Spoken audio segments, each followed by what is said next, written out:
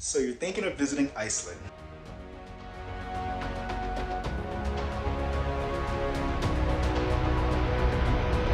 Let me show you why you should book that ticket. Hi, my name is Terry, and I recently got to visit what some might consider a bucket list destination, Iceland. The land of fire and ice, a country with nature that has been virtually untouched by many. This is Iceland.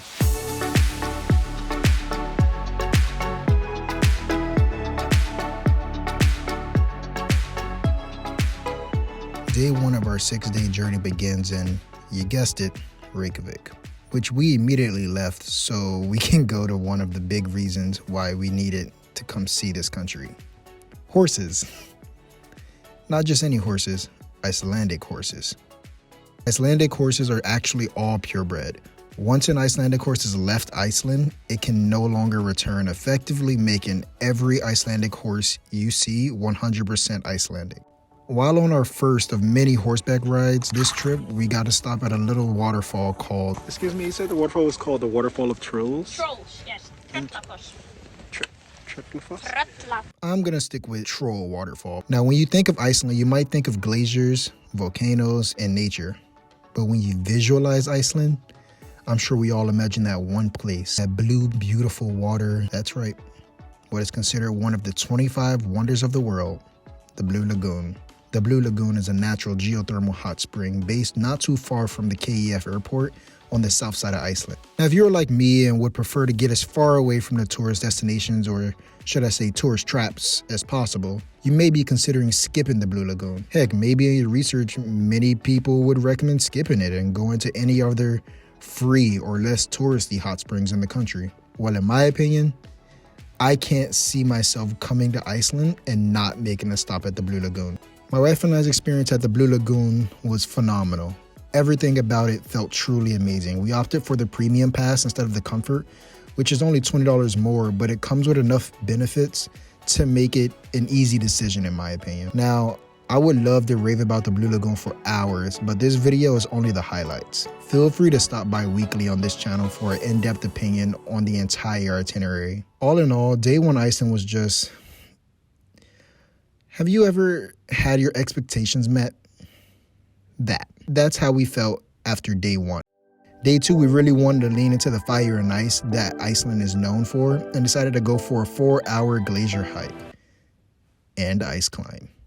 In case you're new here, I'm from Miami, so there's not many glaciers on South Beach. For our 4-hour glacier hike, we made our way down along the south coast and ended up at this glacier, which I refuse to try to pronounce. This glacier hike was great.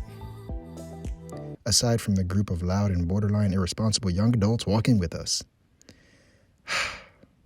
Annoyances aside, our guide Ollie was great and well-versed on how utterly fucked we've been to the environment. Guys, the glaciers are melting. Existential global crisis aside, he gave off the confidence needed to push through and start this 4-hour trek across this glacier, but little did I know, this was the easy part. About 2 hours into our hike, we found it.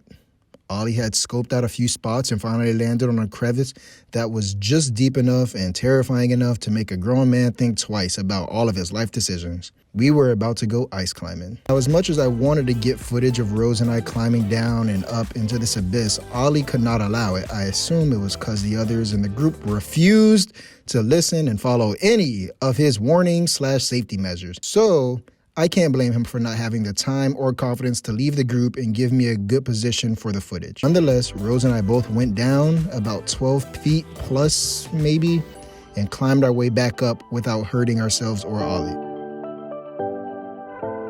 Day 3 kicked off with us having to get up at 5:30 a.m.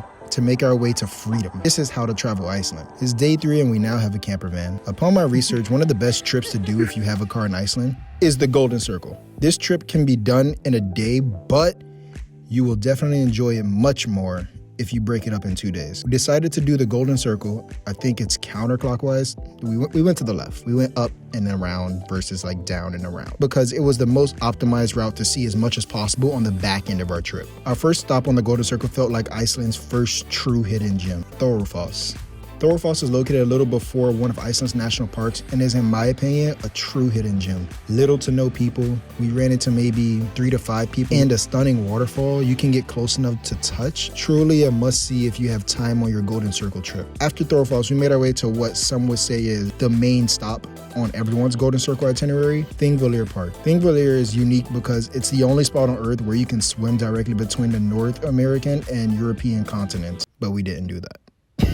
Thingvellir was surprisingly, even though it shouldn't, a very satisfying stop to make on the Golden Circle. Our last stop on the first half of the Golden Circle was a farm-to-table restaurant. Now this was actually very exciting, but contrary to my expectations, this was not that great. I went into the stop assuming it was about to be the best burger and steak I've ever had, and it was just above average, kinda, I guess.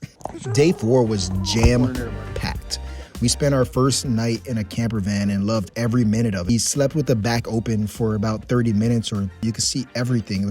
It was insane to see that many stars and how clear the sky was that night. But unfortunately, we did not see Aurora Borealis. Do not ask me about it.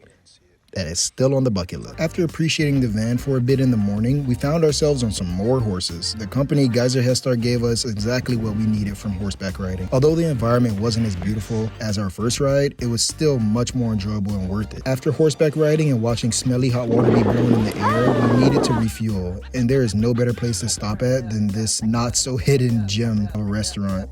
Fridheimar. It sounds like Fridheimar. Basically, it's a tomato farm. This restaurant is in a greenhouse. The farm primarily grows tomatoes, and that's it. For any of you tomato lovers out there, this place is basically heaven. They have tomato everything here. I would love to dive into every tomato dish and drink and beer they have, but you will have to come back to the channel for that video in a few weeks. My only notes for now is to be sure to reserve a table ahead of time, and if they seem to be full, just email and see what they can do, because we were in that situation, but they allowed us to come in at a specific time. After the tomato farm, we took a short ride over to an inverted volcano, or as most people refer to it, a crater. Carrot Crater is it's an inverted volcano. It looks cool. I love that you got to walk around the whole thing, and we could even go down to the water if we wanted, but we didn't have time because today was just so jam-packed. I don't know how to explain it. This moment was definitely one of the top 3 moments of the entire trip for me. Now, in my research and countless videos I've watched to plan this trip, no one ever mentions this. On paper, it doesn't sound that great. A geothermal river, big whoop. Flowing hot water, no. That's the amazing part. That's fine.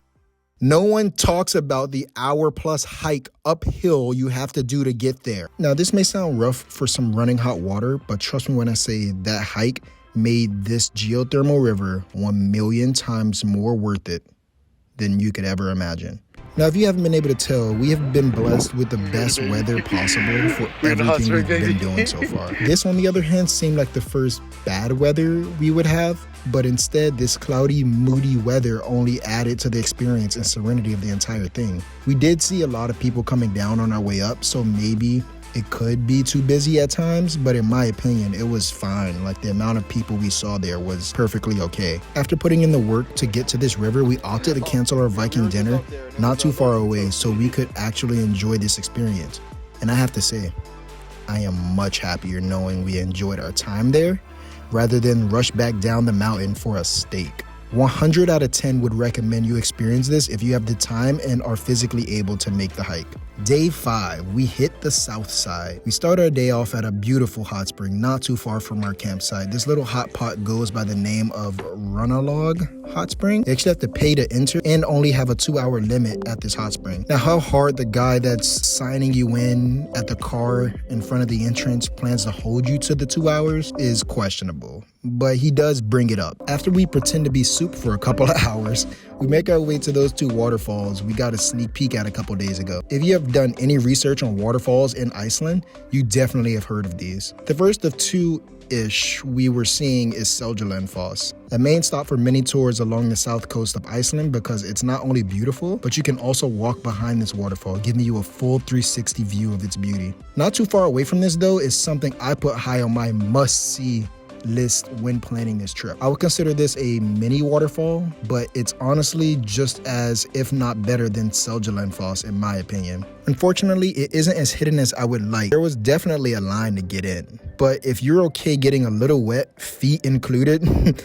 you know, you're kind of hopscotching your way to the waterfall through a big river of water, this will be well worth it. The dramatic shot you can get from being on this rock with the light peeking through the top of the cliff is just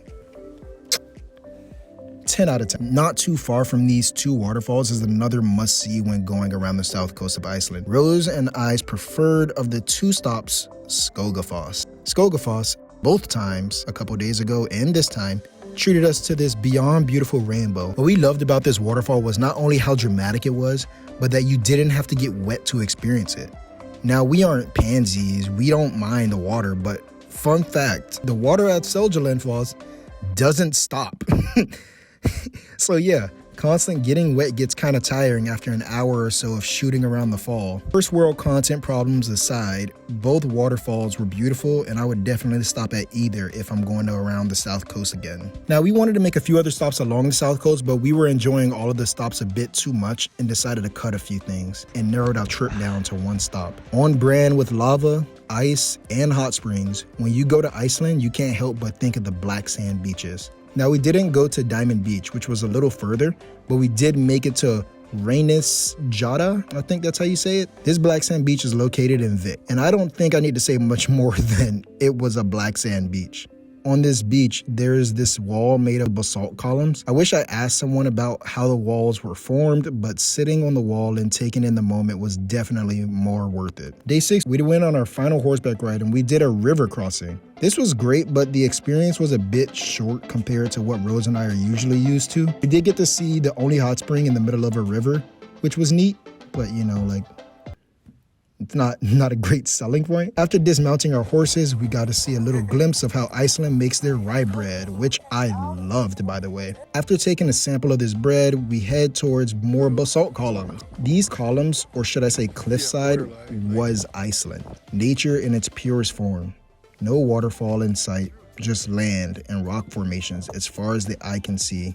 I could have easily spent hours here. Unfortunately, like all great things, this trip was coming to an end.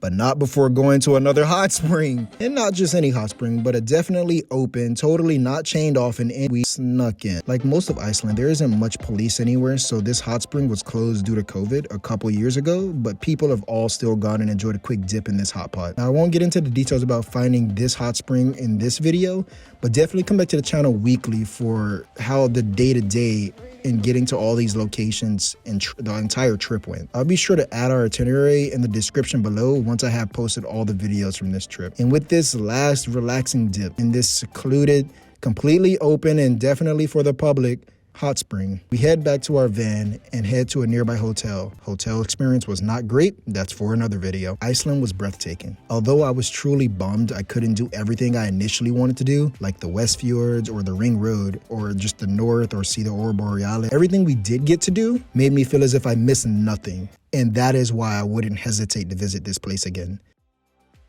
Well, hopefully this video helped push you buy that ticket, because Iceland will always be at the top of my list when it comes to best places to visit. Nonetheless, I love you guys. I'm gonna talk to you guys next time on Terryaki with one eye with a Pidgeotto stay flying. Man, I gotta get back to Iceland. That place is beautiful. I love you guys. Pidgeotto!